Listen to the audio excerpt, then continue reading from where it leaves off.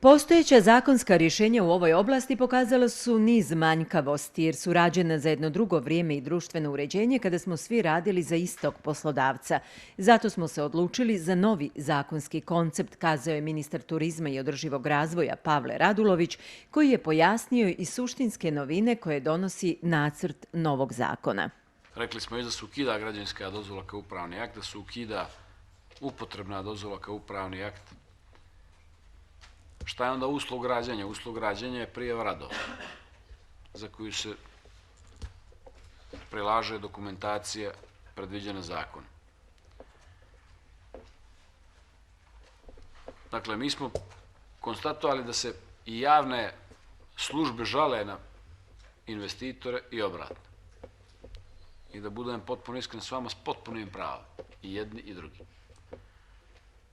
Dakle, jeste javna uprava vrlo često neefikasna i jesu investitori vrlo često nezajažljivi i zbog toga smo stavili, odnosno postavili da svako bude gospodar svoje sudbine. Legalizacija objekata je jedna od ključnih stvari, kazao je ministar i naglasio da je to potrebno da se riješi što prije. Novim rješenjem je predviđeno da za stambene objekte koji ne prelaze 200 kvadratnih metara nije potrebno raditi statičke elaborate jer su skupi i radi ih samo nekoliko licenciranih kuća, već je dovoljna izjava, ali legalizacija se ne može sprovoditi bez planskih dokumenata. Nelegalni objekti koji su već uklopljeni u plansku dokumentaciju mogu da počnu legalizaciju, pojasnio je ministar. Zorica Krsmanović, diplomirani inženjer geodezije, istakla da je ovo najbolji zakon do sada kada je riječ o geodetskoj struci. Sad bih ja samo skrenula pažnju na jednu drugu stvar, koja je, mislim, neverovatno bitna. A bojim se da nam nije svima jasno koliki je to problem. Znači, mi imamo katastrofalno loše katastarske podloge. Suzana Crnovršanin, sekretarka Sekretarijata za uređenje prostora u opštini Bar, postavila je ministru nekoliko pitanja. Postoji li neka druga nadležnost lokalne uprave po nacrtu ovog zakona osim gradskog arhitekte i poslova koji su vezani za legalizaciju objekata? Druga stvar, mislim da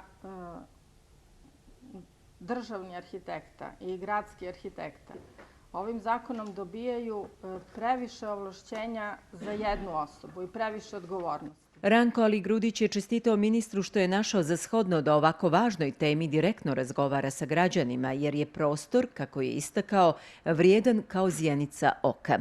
Da li su ova rješenja koja tu nudite, da li su ovo rješenja iz drugih zemalja, da li su ovo rješenja koja su se pokazala kao efikasna? I moramo da znamo, mi ne možemo ta rješenja prenijeti naše uslove. Pogledajmo što se dešava, pogledajmo samo našu obalu.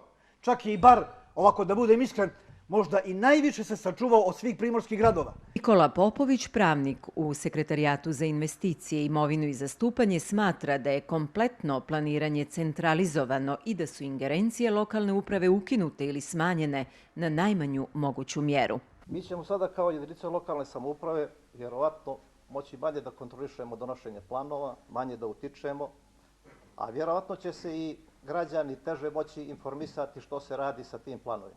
Popović je iznio i primjedbu zašto su neki investitori oslobođeni komunalija, a trebalo bi osloboditi one koji rješavaju egzistencijalno stambeno pitanje, smatra Popović.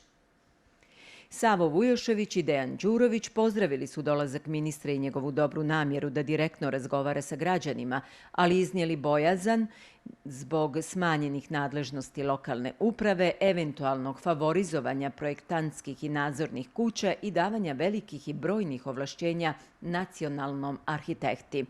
Diplomirani pravnik Jovan Vojinović također smatra da se novim zakonom ukidaju jedinice lokalne uprave, što je, kako je naveo, počelo setom poreskih zakona i zakona o državnoj imovini.